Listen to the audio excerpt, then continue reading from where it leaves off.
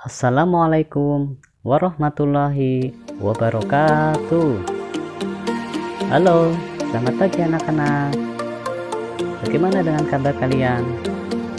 Semoga kalian dalam keadaan sehat. Kita sekarang masuk ke tema yang keempat, yaitu globalisasi.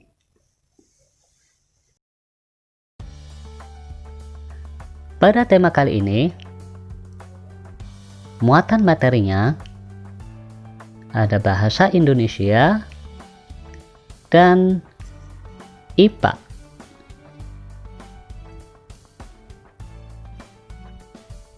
Mari kita masuk ke materi bahasa Indonesia. Nah, untuk muatan bahasa Indonesia, kita masih sama dengan KD yang kemarin, yaitu menggali isi teks penjelasan eksplanasi ilmiah yang didengar dan dibaca, menyajikan hasil penggalian informasi dari teks penjelasan atau eksplanasi ilmiah secara lisan, tulis, dan visual dengan menggunakan kosakata baku dan kalimat efektif. Namun, di sini teks eksplanasinya dengan tema yang berbeda dari tema sebelumnya.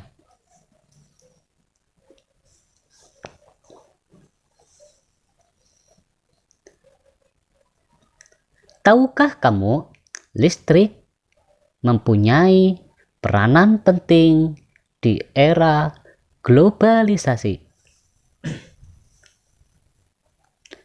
Bagaimana produksi listrik di era globalisasi ini? Ayo kita diskusikan. Nah, anak-anak, apa sih yang dimaksud dengan globalisasi?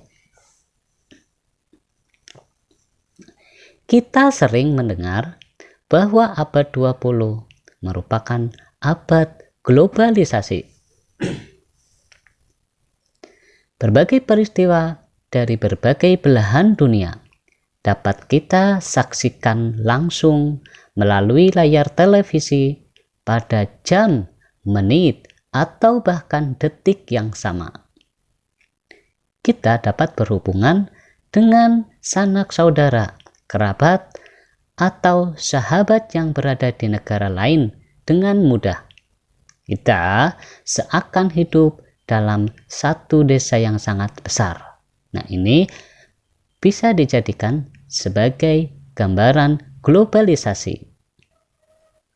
Jadi, globalisasi itu dari belahan dunia manapun bisa kita jangkau dengan waktu yang sama.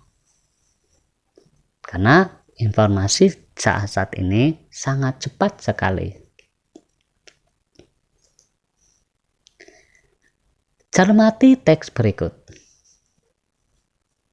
Menghasilkan energi listrik. Ini adalah gambar tentang PLTA,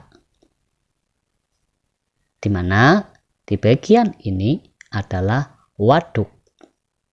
Satu itu air, ada dua air mulai masuk, 3 itu pengatur airnya, katup, berikut dengan nomor 5.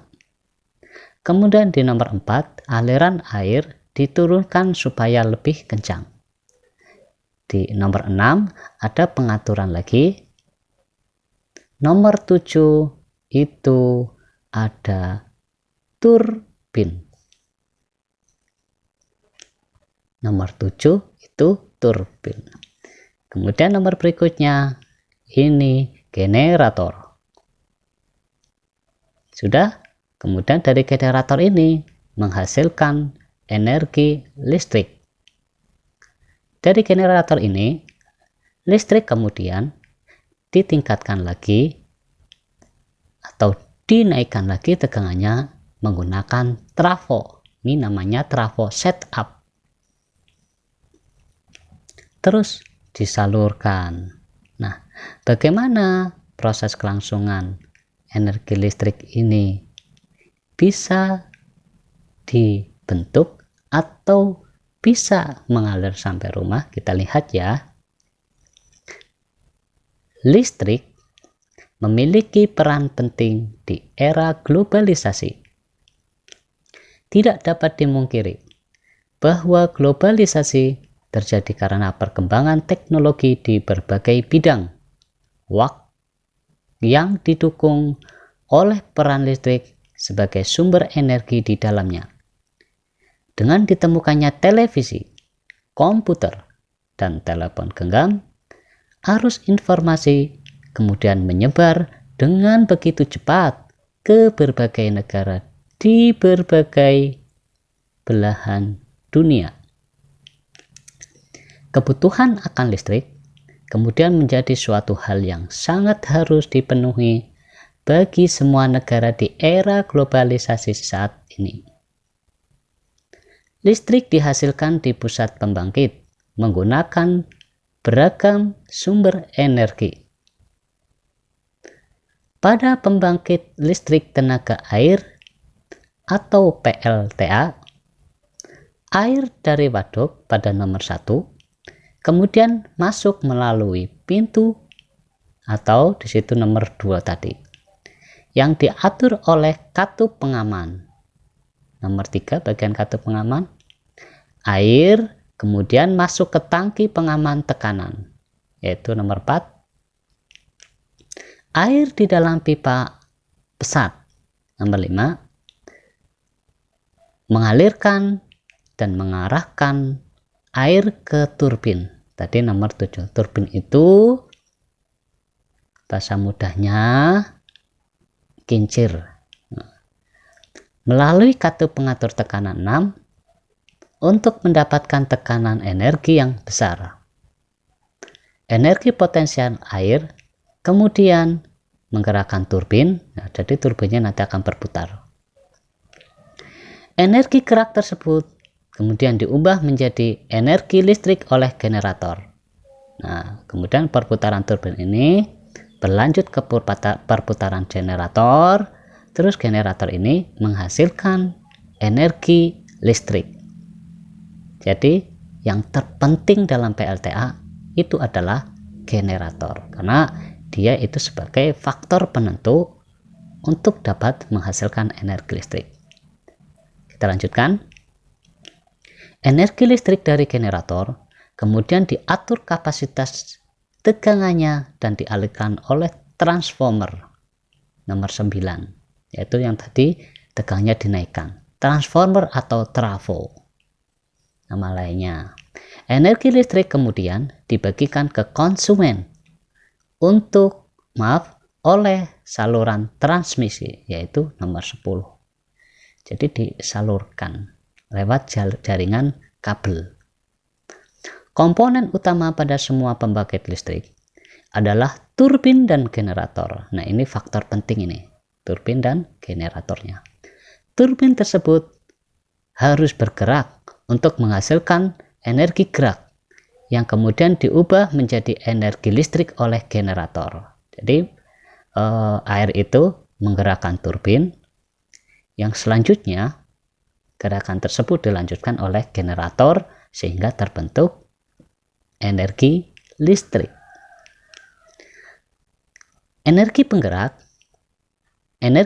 turbin selain dari aliran air juga bisa didapat dari angin atau PLTA, panas bumi atau PLTU. Nanti dari panas bumi itu disalurkan ke PLTU. Dan sumber energi lainnya. Adakah sumber energi di daerahmu yang bisa digunakan sebagai pembangkit energi listrik? Nah, anak-anak, ini adalah teks eksplanasi tentang bagaimana proses pembentukan energi listrik. Baik, itu saja kalau untuk bahasa Indonesia, memahami tentang teks eksplanasi. Sekarang tugas hariannya kita klik untuk tugas harian. Nanti ini kalian screenshot ya.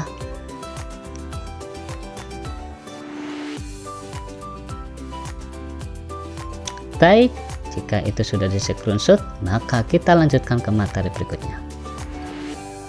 Kita masuk ke muatan materi IPA.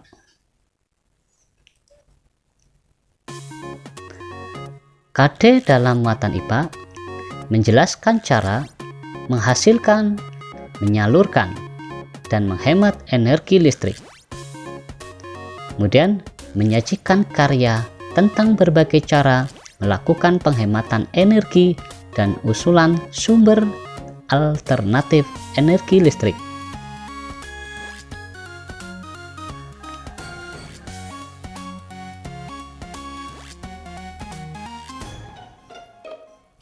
Energi listrik dan cara menghasilkannya. Sumber energi listrik ini sudah Pak Guru jelaskan di materi sebelumnya. Ada sumber energi listrik, ada pembangkit listrik, kemudian dinamo. Nah, di sini dinamo ini mengubah energi gerak menjadi energi listrik. Baterai, energi kimia menjadi energi listrik. Aki mengubah energi kimia menjadi energi listrik. Dan juga panel surya. Panel surya ini nanti kalau seandainya menjadi besar, ini menjadi PLTS, pembangkit listrik tenaga surya, yaitu dari energi cahaya menjadi energi listrik. Nah, anak-anak, kalian sudah mengetahui sumber-sumber dari energi listrik. Nah, ini ada beberapa gambar tentang sumber energi listrik. Ini namanya generator mikrohidro. Jadi pembangkit listrik mikrohidro di aliran air yang kecil. Pembangkit listrik mikrohidro.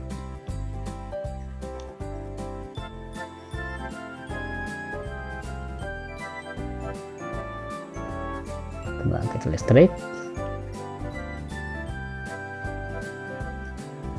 mikrohidro.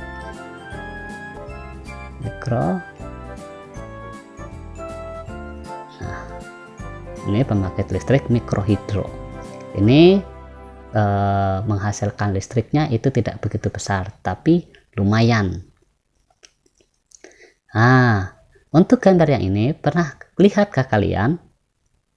Biasanya di depan bank, di perkampungan. Nah, ini generator, atau bisa kita kenal sebagai genset.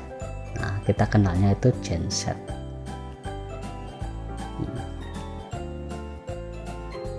Ini gambar dinamo.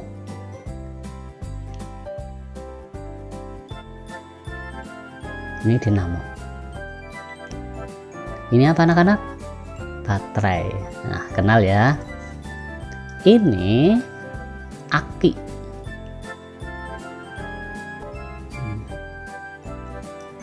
Yang berikutnya, ini adalah panel surya.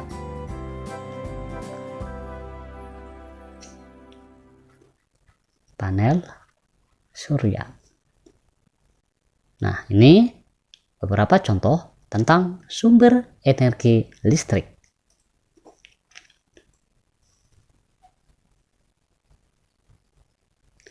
Proses penyaluran energi listrik. Nah, ini adalah proses energi listrik dari pembangkit listrik sampai ke rumah kita. Kita posisinya di mana? Kita urutkan. Oh, kalau yang bercabang di sini, oh bukan, ini masuk ke industri. Ke sini, ke sini, ke sini. Oh, ini. Kita itu berada di paling ujung di rumah-rumah. Nah, bagaimana prosesnya? Kita lihat ya. Proses pengaliran energi listrik sampai ke rumah diawali dari generator atau penghasil energi listrik, yaitu di sini di bagian pembangkit listriknya. Di sini generator biasanya menghasilkan energi listrik sebesar 11 kilovolt, kisaran itu 11 kilovolt. Nah, dari generator ini kemudian tegangan listrik yang dari generator dinaikkan. Tegangannya itu dinaikkan. Menggunakan apa? Menggunakan trafo setup. Yaitu trafo setup di nomor 2 ini menaikkan tegangan. Yang tadi 11 kV dinaikkan menjadi 20 kV. Bahkan sampai dengan 500 kV. Nah, tegangan yang sampai 500 kV ini bisa dikategorikan sebagai tegangan ekstra tinggi.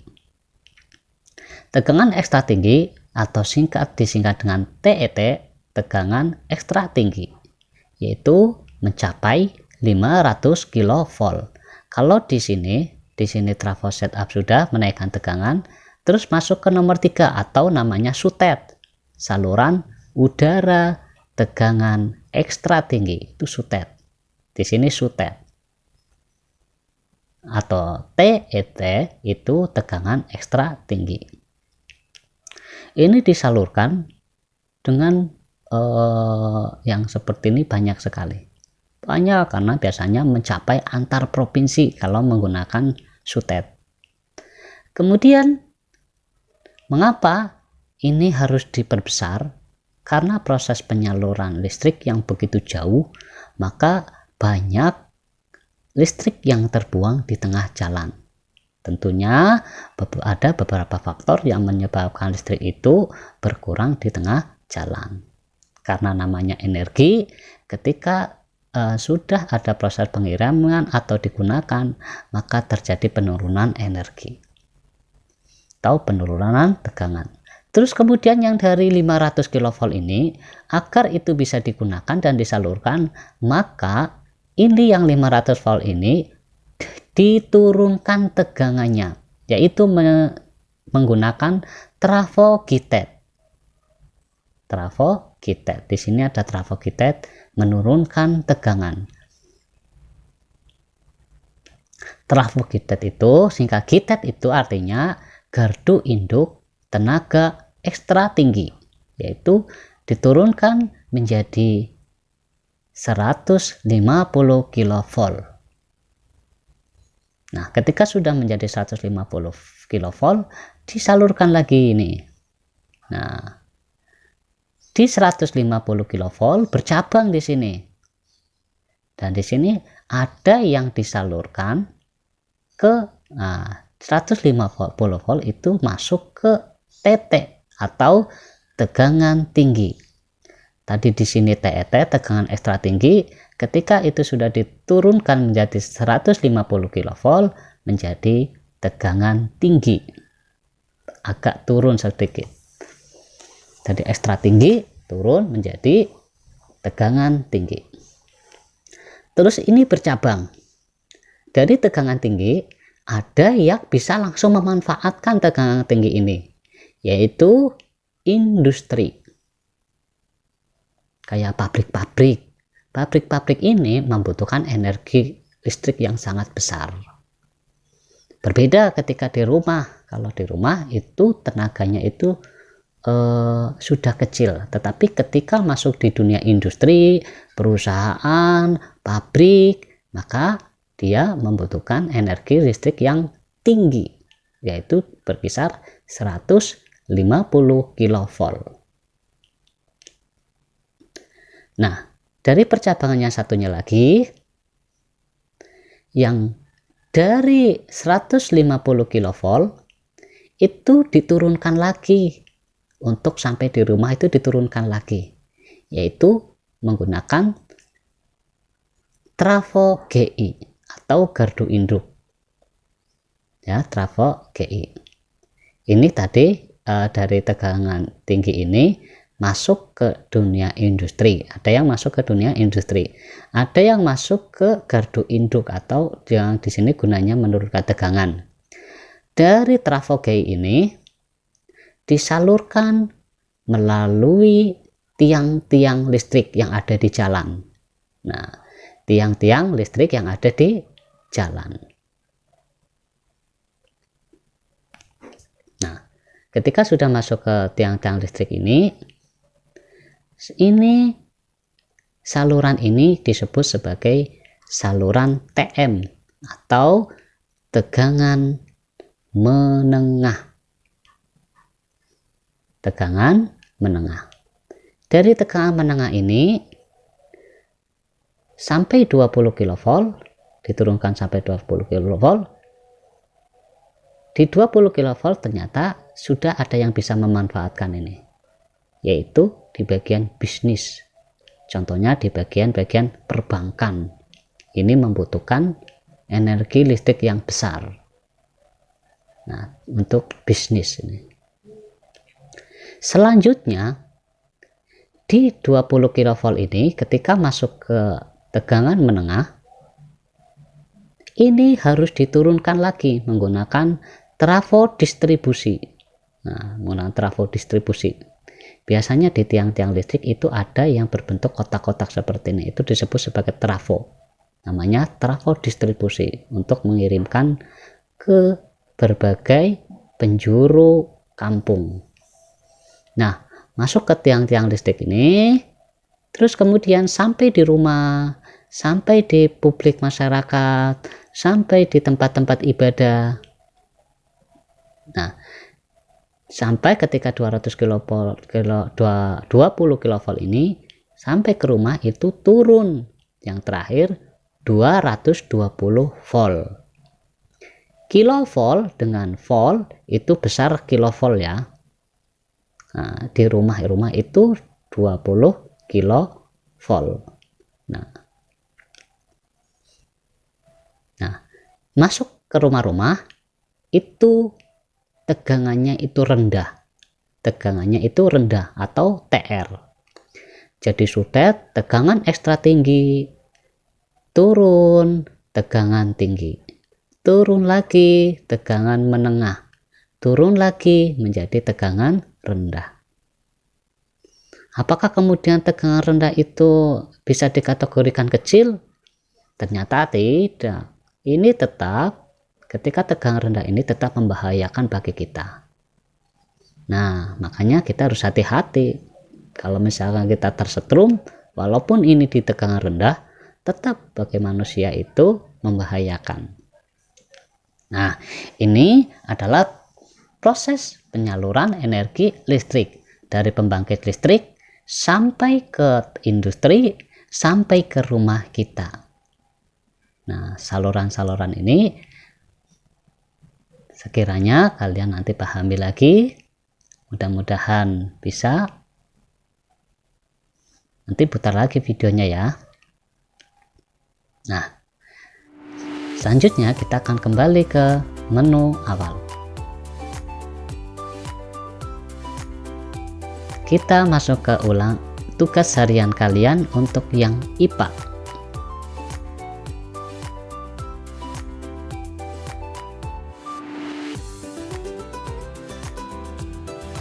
Baik anak-anak, demikian pembelajaran tema yang keempat tentang globalisasi yang dijabarkan ke muatan bahasa Indonesia dan IPA. Semoga bermanfaat untuk kalian. Pak Guru akhiri dulu. Wassalamualaikum warahmatullahi wabarakatuh.